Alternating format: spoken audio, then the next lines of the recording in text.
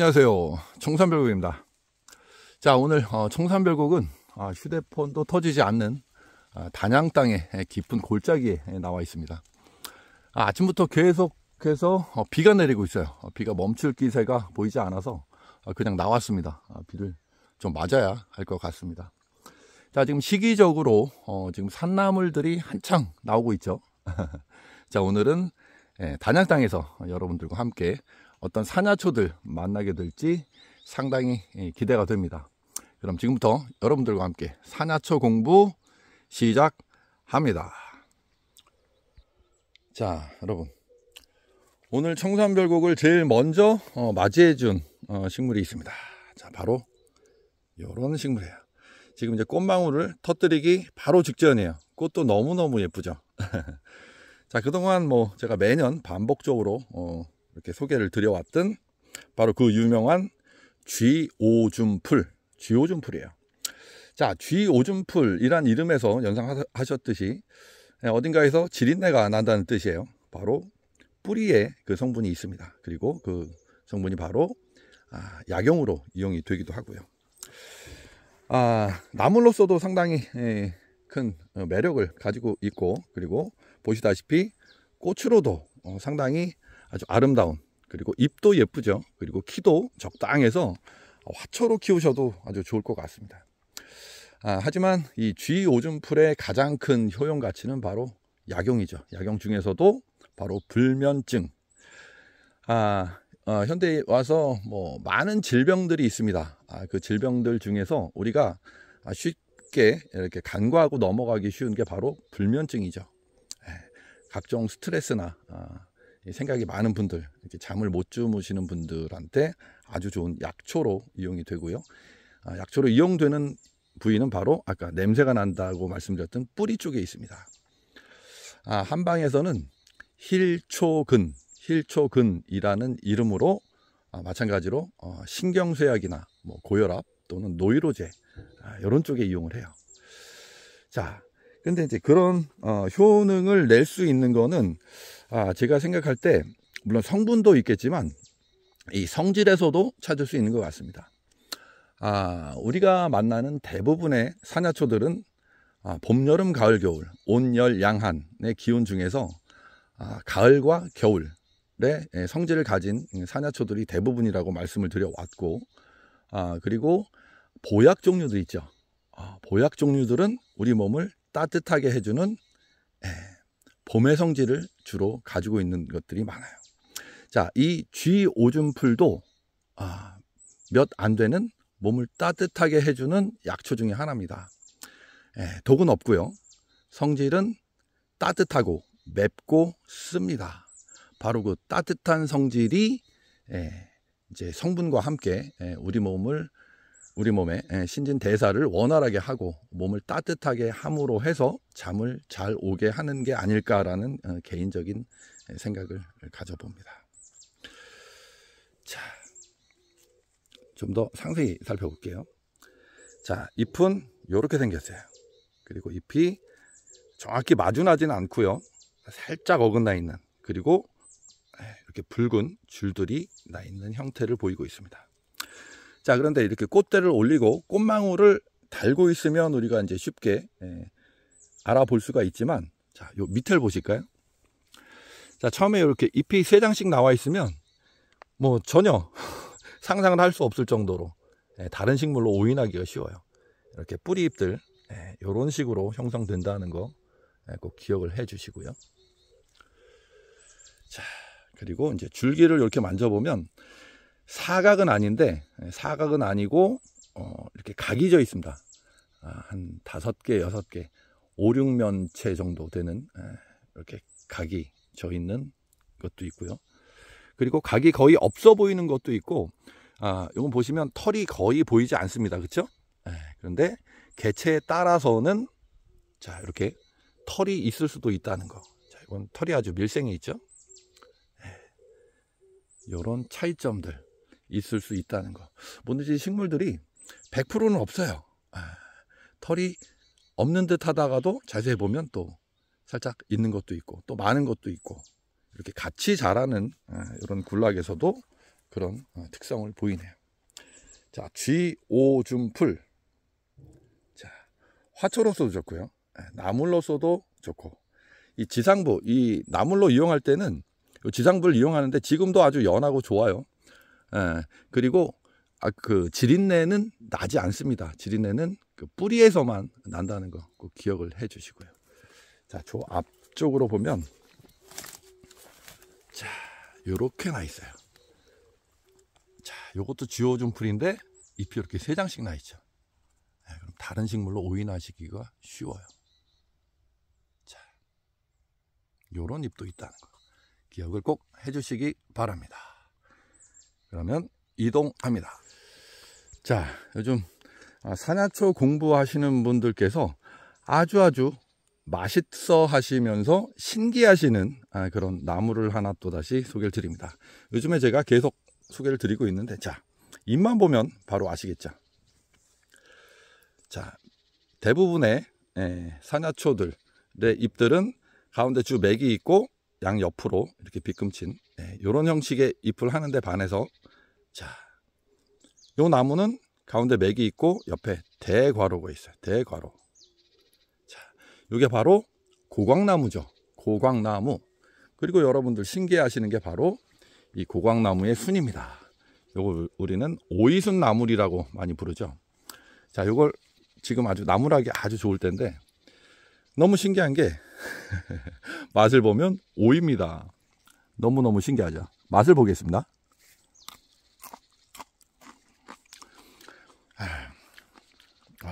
그냥 오이입니다. 오이 그 자체예요.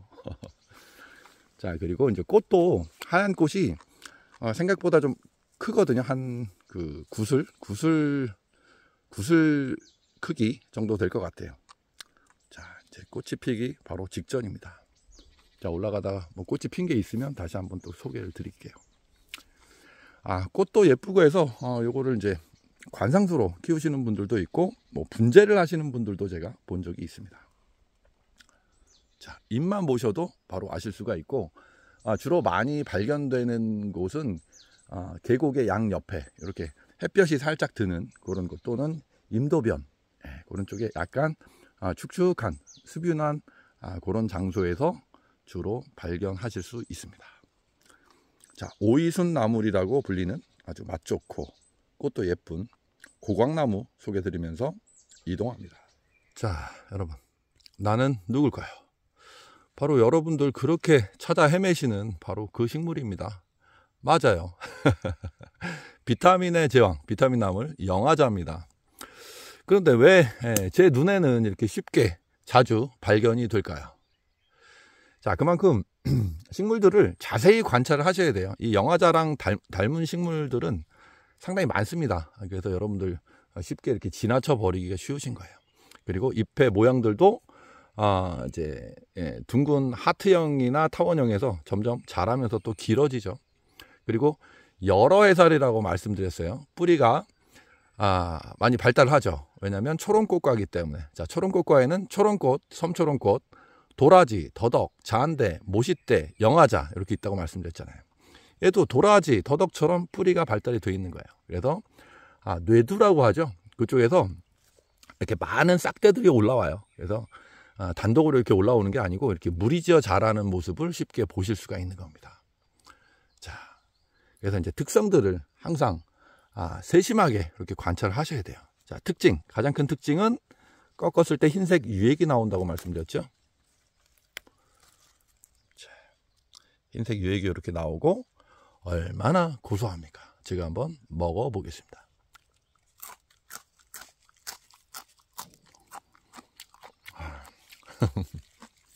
이거죠. 자, 그리고 요즘처럼 이제 꽃가루 많이 날리고 황사, 미세먼지 이런 것들 심할 때 그런 쪽이 좋다고 말씀드렸죠. 아까 제가 이 초롱꽃과를 말씀드렸고, 그 중에 대표적으로 우리가 약재로 많이 이용하는 게 도라지잖아요. 도라지차 누가 먹습니까? 목 많이 쓰는 가수들, 아나운서들, 뭐 강의하시는 분들, 그렇죠? 그렇게 기억을 하시면 돼요. 이제 과를 알게 되면 그런 효능들을 이렇게 유추해 보실 수가 있는 겁니다. 그리고 감기 증상들에도 아주 좋죠. 그리고 나물로서 고기 싸 드셔도 되고 그냥 생으로 드셔도 되고 뭐 물김치 담으셔도 되고 뭐 여러 용도로 사용하실 수가 있습니다. 자, 영화자, 이제 너는 그만 봤으면 좋겠다. 그만 나타나라. 자, 영화자 보여드리면서 이동합니다. 자, 여러분, 뭐죠? 둥글레죠? 둥글레. 아이고, 둥글레 아주 연하고 튼실하게 올라오네요. 자, 보통 이제 우리 둥글레를 뿌리를 이제 말렸다가 이렇게 이제 마른 후라이팬에 볶아가지고 차를 끓여 드시면 너무너무 구수하죠. 자, 그리고 요 지상부는 이제 나물로 이용을 합니다. 나물로 이용을 하는데 지금도 충분히 가능해요. 이게 상당히 연하고 굵기 때문에. 근데 이제 채취하실 때 꼭 주의를 제가 당부를 드렸던 건 뭐냐면, 지금 요거는 여기 있고 요 옆에 2개밖에 없지만 대부분 굴락으로 자라는 경우들이 많아요. 이 뿌리가 옆으로 번지면서 계속 전부 다 이어져 있습니다. 여러 개체들이 있을 때 전부 다 이렇게 뿌리들로 이어져 있어요. 네, 그래서 전부 다 캐시면 안 되고, 뿌리와 그러니까 식물체와 식물체 사이에 그 중간 조금씩 양쪽으로 남기고 가운데 부분만 이용하시고 그 식물체는 그대로 살려 주시기 바랍니다. 그리고 이제 이걸 또 나물로서도 아주 매력적이지만 우리가 생으로 비상시에 이제 목이 마르거나 이제 허기질 때 그때 이용하시면 좋은데, 맛이 상당히 달아요. 상당히 답니다. 그리고 즙이 상당히 많죠. 그래서 그런 비상시에 이용하시면 좋은데, 요건 제가 지금 먹어볼 수가 없네. 개체가 2개밖에 없기 때문에 요거는 그냥 패스하도록 하겠습니다. 꽃도 예쁘고, 그리고 뿌리는 또 차로, 약용으로, 그리고 지상부는 나물로 여러 용도로 이용 가능한, 재배하시는 분들도 많죠. 자, 둥글레 소개드리면서 이동합니다. 자, 여러분, 산삼 아니죠. 오갈피입니다.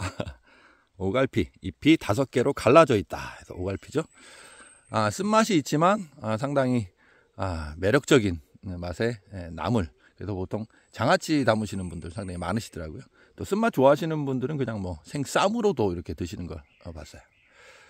그리고 이제 약재로서 우리 근골을 튼튼히 하는, 그리고 발육이 부진한 어린아이들 처방에 이용되는 오갈피 소개드리면서 이동합니다. 자, 여러분, 자, 요거는 지금 이렇게 보면 그냥 초본으로 풀로 아실 수가 있지만 요거는 목본입니다. 지금 지상부 나무가 잘렸어요. 잘려가지고 지금 새 순들이 이렇게 올라오는 겁니다. 요런 모습들을 많이 볼 수가 있습니다. 이 나무가 상당히 약하거든요. 약해서 잘 부러집니다. 그리고 이제 다른 식물들과의 핵벽 경쟁에서 얘는 이기기가 좀 어려워요. 키가 많이 크지 않기 때문에. 지금도 옆에 지금 커다란 나무가 그늘 지워 가지고 이 식물체가 죽고 다시 뿌리에서 새로 올라온 모양이에요. 자, 이게 바로 딱총나무죠. 딱총나무. 이것도 상당히 아주 냄새가 아주 구리구리하죠. 하지만 식감이 너무너무 좋은, 아주 좋은 나물입니다. 이걸 이제 우려내고 특히 이제 묵나물로 드셨을 때 아주 맛있게 드실 수가 있고 식감이 아주 대단합니다. 우리 한매들님 아주 좋아하시는 그런 나물이죠. 그리고 이 나무의 줄기, 보통 개나리과 정도로 보시면 될 것 같아요. 나무가 그 정도 크기, 그 이상 잘 자라질 않거든요. 간혹 뭐 그 이상 되는 것들도 있지만 키가 좀 작아요. 그리고 속이 비어 있습니다. 나무가. 그 나무 줄기를 그거를 우리는 약용을 하죠. 언제 쓰죠? 바로 뼈가 부러졌을 때, 또는 뼈 건강을 지키기 위한 골다공증이나 이런 것들에 쓰죠. 그래서 이 딱총나무의 그 줄기, 이거 이제 말렸다 쓰는데 생약제명이 바로 접골목이에요. 접골목. 부러진 뼈를 붙여준다는 거예요.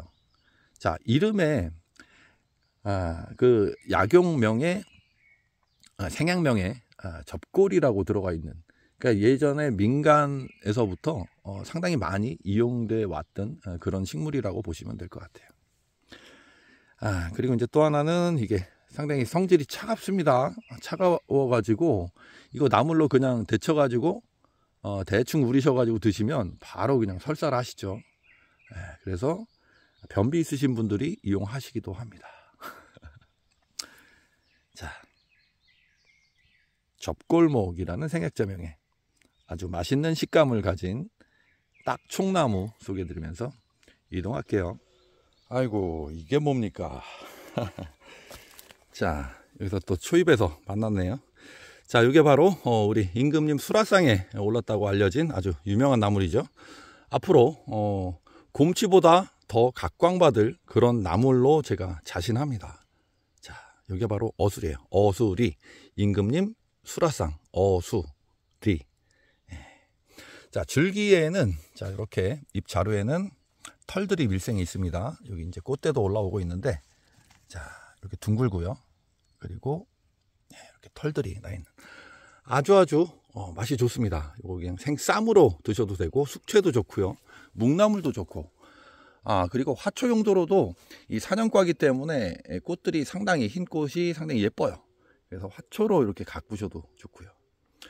자, 그리고 요 나무를 우리가 곤드레밥처럼 밥할 때 같이 이제 넣고 밥을 지을 수가 있는데, 그걸 우리는 신선반이라고 부르죠. 많이 먹으면 신선이 될 수 있다고 해요. 자, 드셔보시기 바랍니다. 그리고 어릴 때 이렇게 올라오는 잎들, 자, 뿌리 잎들은 이렇게 상당히 귀여워요. 그래서 제가 곰돌이라고 이제 이렇게 설명을 드렸었는데, 이렇게 만져보시면 솜털들 때문에 아주 부드러운 그런 촉감을 느끼실 수가 있습니다. 자, 여기 어수리가 있다는 거는 이 산에는 이 위쪽으로 어수리가 많이 있을 확률이 높다는 거죠. 자, 그럼 계속 올라가 보도록 하겠습니다. 자, 여러분, 아주 중요한 내용입니다. 꼭 눈여겨봐 주시기 바랍니다. 자, 지금 여기 두 개체의 식물이 자라고 있습니다. 자, 같을까요, 다를까요? 자, 같은 지역에 환경이 비슷한 곳에서 자라기 때문에 제가 늘 강조해서 말씀드렸던 내용이에요. 자, 바로 오른쪽에 있는 식물. 자, 이렇게. 이 오른쪽에 있는 식물은 미나리 아제비과 중에서 독성이 강하기로 유명한 바로 진범입니다. 자, 진범의 특징. 자, 봄철에 가장 먼저 올라오는 이런 뿌리잎들 보시면 흰색 무늬들이 이렇게 선명하게 나 있습니다. 그래서 구별이 쉬워요. 하지만 이제 본잎들이 계속 올라오게 되면 이 무늬들은, 흰색 무늬들은 점점 사라집니다. 자, 이렇게 변합니다. 그리고 좀 더 결각이 깊어지는 특징을 가진 그런 녀석들도 있어요. 자, 요거는 먹으면 큰일 납니다. 자, 그런데 그 옆으로 같이 자라고 있는 식물이 하나 있어요. 물론 이제 조금 더 이제 결각이 깊은, 톱니가 깊은, 결각이 깊은 특징을 가지고 있지만 이것도 살짝 무늬가, 흰색 무늬가 있는 것처럼 보이기도 하죠. 이렇게 되면 이제 같은 식물로 오인하기 쉬운 거예요. 왼쪽 식물은 참반대입니다. 이거 아주 맛이 좋거든요. 생으로 쌈으로 먹어도 될 정도로 너무너무 맛이 좋아요. 하지만 오른쪽에 있는 진범은 먹으면 생명을 앗아갈 수도 있는 아주 위험한 독초입니다. 그래서 가급적이면 제가 이 참반대조차도 드시지 말라고 말씀드렸던 것이 바로 이런 이유 때문에요. 이제 공부를 안 하신 분들이라면, 아예 모르시는 분들이라면 그냥 지나칠 수도 있지만, 우리 산야초 공부를 조금만 하신 분들이라면 오히려 더 헷갈려서 구분이 어려워서 식용을 할 수도 있는 그런 부분입니다. 이렇게 나물 참반디네 꺾다가 같이 꺾는 거예요. 그러면 큰일 나는 거죠, 여러분. 큰일 납니다. 그래도 이제 비교 포인트를 좀 보여드리면, 여기 이제 진범이죠. 자, 진범의 뒷면, 그리고 자, 요거는 참반디의 잎 뒷면이에요. 이렇게 보시면 확연히 차이가 납니다.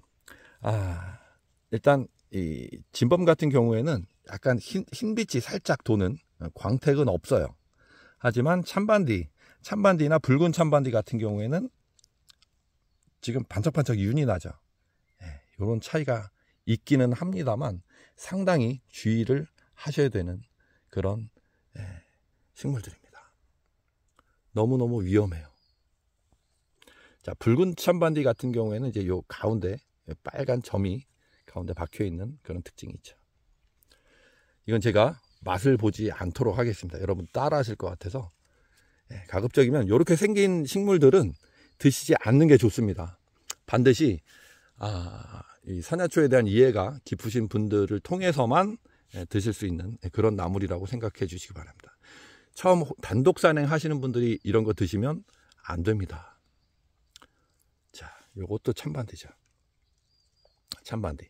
처음에는 참반디가 잎이 이렇게 작아요. 자, 요게 이제 뿌리 잎이거든요. 참반디는 요런 형태를 취하는 뿌리 잎이고, 그리고 진범은 이렇게 흰색 무늬가 있는. 그래서 이제 이른 봄철에는 구분이 가능해요. 그렇죠? 그런데 이제 점점 자라고 지금 이렇게 나물로 이용할 수 있는 크기가 되면은 이때는 이제 점점 어려워지는 거예요. 진범도 때에 따라서는 깊은 결각을 가지고 있는 개체들도 있을 수 있기 때문입니다. 그래서 잎 뒷장도 꼭 확인을 하시고, 그리고 가급적이면 드시지 않는 게 좋을 거로 생각이 됩니다. 자, 진범과 참반디 소개드리면서 이동합니다.